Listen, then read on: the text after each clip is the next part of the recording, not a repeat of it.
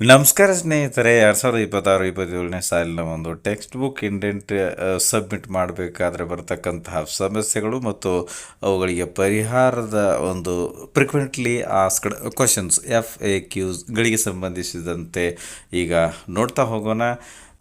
ಕರ್ನಾಟಕ ಪಠ್ಯಪುಸ್ತಕ ಸಂಘರಿ ಬೆಂಗಳೂರು 2019ರಿಂದ 2025 ಒಂದು ನಡುವೆ ತೆರೆದಿರ್ತಕ್ಕಂತಹ ಬೈಲಿಂಗ್ವಲ್ ಶಾಲೆಗಳಲ್ಲಿ 6 ಮತ್ತು 7ನೇ ತರಗತಿಗೆ ಯಾವ ಭಾಷಾ ಮಾಧ್ಯಮದಲ್ಲಿ ಪಠ್ಯಪುಸ್ತಕಕ್ಕೆ ಬೇಡಿಕೆಯನ್ನು ಸಲ್ಲಿಸಬೇಕು, ಈ ಒಂದು ಪ್ರಶ್ನೆಗೆ ಮಾನ್ಯ ಅಪರ ಮುಖ್ಯ ಪ್ರಧಾನ ಕಾರ್ಯದರ್ಶಿಗಳು ಶಾಲಾ ಶಿಕ್ಷಣ ಇಲಾಖೆಯವರ ಒಂದು ನಿರ್ದೇಶನದಂತೆ ದ್ವಿಭಾಷಾ ಮಾಧ್ಯಮದ ನಂತರ 6ನೇ ತರಗತಿಗೆ ಬಡ್ತಿ ಪಡೆಯುವಂತಹ ವಿದ್ಯಾರ್ಥಿಗಳಿಗೆ ಆಂಗ್ಲ ಮಾಧ್ಯಮದ ಪಠ್ಯಪುಸ್ತಕಗಳಿಗೆ ಬೇಡಿಕೆಯನ್ನು ಸಲ್ಲಿಸಬೇಕಾಗಿರುತ್ತದೆ.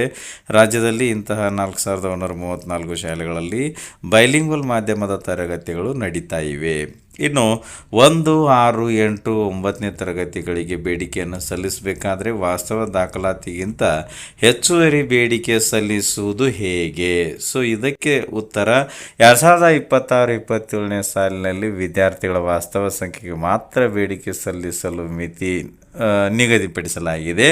ಆದರೂ ನೆರೆಹೊರೆ ಶಾಲೆಗಳಿಂದ ದಾಖಲಾಗ್ತಕ್ಕಂಥ ತರಗತಿಗಳಲ್ಲಿ ಹೆಚ್ಚುವರಿಯಾಗಿ ವಿದ್ಯಾರ್ಥಿಗಳು ದಾಖಲಾಗ್ತಕ್ಕಂಥ ಒಂದು ಸಂಭವ ಇರೋದರಿಂದ 1, 6, 8 ಮತ್ತು 9ನೇ ತರಗತಿಗಳ ಬೇಡಿಕೆ ಮಿತಿಯನ್ನು SATSನಲ್ಲಿ ತೆಗೆಯಲು ಕೋರಿರುತ್ತಾರೆ. ಆದರೆ ದಾಖಲಾತಿಯಲ್ಲಿ ಹೆಚ್ಚಳ ಕಂಡು ಬಂದಲ್ಲಿ ಹೆಚ್ಚುವರಿ ಬೇಡಿಕೆ ಸಲ್ಲಿಸುವ ಪ್ರಕ್ರಿಯೆಗೆ ಮುಂದಿನ ದಿನಗಳಲ್ಲಿ ಅವಕಾಶ ಮಾಡಿಕೊಡಲಾಗುವುದು. ಇದು ಖಾಸಗಿ ಶಾಲೆಗಳಿಗೂ ಅನ್ವಯ. ಇನ್ನು CBSE ಮತ್ತು ICSE ಶಾಲೆಗಳು ಕನ್ನಡ ಪಠ್ಯಪುಸ್ತಕಗಳಿಗೆ ಬೇಡಿಕೆಯನ್ನು ಸಲ್ಲಿಸಬೇಕೇ? ಸರ್ಕಾರದ ಆದೇಶದಂತೆ ಕಡ್ಡಾಯವಾಗಿ ಎಲ್ಲ ಖಾಸಗಿ ಶಾಲೆಗಳು KTBS ಮೂಲಕವೇ ಪಠ್ಯಪುಸ್ತಕಗಳನ್ನು ಮಾರಾಟ ವಿಭಾಗದಿಂದ ಸಂಬಂಧಿಸಿದ ಶೀರ್ಷಿಕೆಗಳಿಗೆ ಬೇಡಿಕೆಯನ್ನು ಸಲ್ಲಿಸಬೇಕು. CBSE ಮತ್ತು ICSE ಶಾಲೆಗಳು ಪ್ರಥಮ ಅಥವಾ ದ್ವಿತೀಯ ಭಾಷೆ ಕನ್ನಡ ಪಠ್ಯಪುಸ್ತಕಗಳನ್ನು ವಿದ್ಯಾರ್ಥಿಗಳಿಗೆ ಕಲಿಸಬೇಕಾಗಿರುವುದರಿಂದ ಸದರಿ ಪಠ್ಯಪುಸ್ತಕಗಳಿಗೆ ಬೇಡಿಕೆಯನ್ನು ಸಲ್ಲಿಸಬೇಕಾಗಿರುತ್ತದೆ. ಇನ್ನು ಬೈಲಿಂಗ್ವಲ್ ಶಾಲೆಗಳಲ್ಲಿ ಕನ್ನಡ ಮತ್ತು ಆಂಗ್ಲ ಭಾಷೆಗಳೆರಡೂ ಪ್ರಥಮ ಭಾಷೆಯಾಗಿರುವ ಬಗ್ಗೆ. ಸೊ ಈ ಒಂದು ಪ್ರಶ್ನೆಗೆ ಬೈಲಿಂಗ್ವಲ್ ತರಗತಿಗಳಿಗೆ ಪ್ರಥಮ ಭಾಷೆ ಕನ್ನಡ ಮತ್ತು NCERTಯ ಮೃದಂಗ ಇದು 1 ಮತ್ತು 2ನೇ ತರಗತಿಗಳಿಗೆ ಹಾಗೂ ಸಂತೂರ್ ಇದು 3ರಿಂದ 5ನೇ ತರಗತಿಗೆ ಪುಸ್ತಕಗಳನ್ನು ಆಯ್ಕೆ ಮಾಡಿಕೊಳ್ಳಬೇಕಾಗಿರುತ್ತದೆ. ಇನ್ನು ದೈಹಿಕ ಶಿಕ್ಷಣ ಪಠ್ಯಪುಸ್ತಕಗಳಿಗೆ ಸ್ಪಷ್ಟೀಕರಣ 2026-27ನೇ ಶೈಕ್ಷಣಿಕ ಸಾಲಿಗೆ ಎಲ್ಲ ಸರ್ಕಾರಿ ಅನುದಾನಿತ ಅನುದಾನ ರಹಿತ ಶಾಲೆಗಳಲ್ಲಿ ದೈಹಿಕ ಶಿಕ್ಷಣ ಪಠ್ಯಪುಸ್ತಕಗಳು ಇರುವುದಿಲ್ಲ.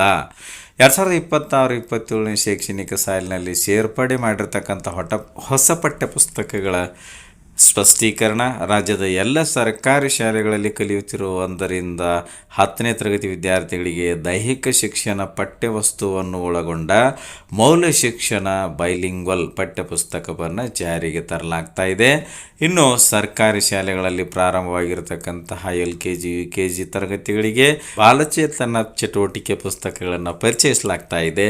ಇನ್ನು KPS ಶಾಲೆಗಳಲ್ಲಿ 6ರಿಂದ 10ನೇ ತರಗತಿ ವಿದ್ಯಾರ್ಥಿಗಳಿಗೆ ಆಯ್ಕೆ ಮಾಡಬೇಕಾಗಿರತಕ್ಕಂತಹ ಶೀರ್ಷಿಕೆಗಳು ಯಾವುವು? 5ನೇ ತರಗತಿಯವರಿಗೆ ಬೈಲಿಂಗ್ವಲ್ ತರಗತಿಗಳಲ್ಲಿ ಕಲಿತು 6ನೇ ತರಗತಿಗೆ ದಾಖಲಾಗ್ತಕ್ಕಂತಹ KPS ಶಾಲಾ ವಿದ್ಯಾರ್ಥಿಗಳು ಆಂಗ್ಲ ಮಾಧ್ಯಮದ ಪಠ್ಯಪುಸ್ತಕಗಳನ್ನು ಕಲಿಯಬೇಕು. ಅಂದರೆ ಪ್ರಥಮ ಭಾಷೆ ಕನ್ನಡ, ದ್ವಿತೀಯ ಭಾಷೆ NCERTಯ ಪೂರ್ವಿ, ಹಿಂದಿ, ವಲ್ಲರಿ, ಗಣಿತ ಆಂಗ್ಲ ಮಾಧ್ಯಮ, ವಿಜ್ಞಾನ ಆಂಗ್ಲ ಮಾಧ್ಯಮ, ಸಮಾಜ ವಿಜ್ಞಾನ ಆಂಗ್ಲ ಮಾಧ್ಯಮ. ಇನ್ನು SATSನಲ್ಲಿ ತಮ್ಮ ಶಾಲೆಗೆ ಸಂಬಂಧಿಸಿದ ಶೀರ್ಷಿಕೆಗಳು ಪ್ರದರ್ಶನಗೊಳ್ಳದಿದ್ದರೆ ಏನು ಮಾಡಬೇಕು? ಅಂಥ ಶಾಲೆಯವರು ತಾಲೂಕಾ ಟೆಕ್ಸ್ಟ್ ಬುಕ್ ನೋಡಲ್ ಅಧಿಕಾರಿಗಳನ್ನು ಸಂಪರ್ಕಿಸಿ ಮೇಲಾಧಿಕಾರಿಗಳೊಂದಿಗೆ ಸಂವಹನ ಮಾಡಿಕೊಂಡು ಸರಿಪಡಿಸಿಕೊಳ್ಳಬೇಕು. SATSನಲ್ಲಿ ತಮ್ಮ ಶಾಲೆ ಆರಂಭದ ತರಗತಿಗಳ ಬೇಡಿಕೆ ಸಲ್ಲಿಸುವಾಗ ಶೂನ್ಯ ಪ್ರದರ್ಶಿಸುತ್ತಿದ್ದರೆ ಅಂಥ ಶಾಲೆಯವರು ತಾಲೂಕು ಟೆಕ್ಸ್ಟ್ ಬುಕ್ ನೋಡಲ್ ಅಧಿಕಾರಿಗಳೊಂದಿಗೆ ಸಂಪರ್ಕ ಮಾಡಿ ಸಂವಹನ ನಡೆಸಿ ಸರಿಪಡಿಸಿಕೊಳ್ಳಬೇಕು.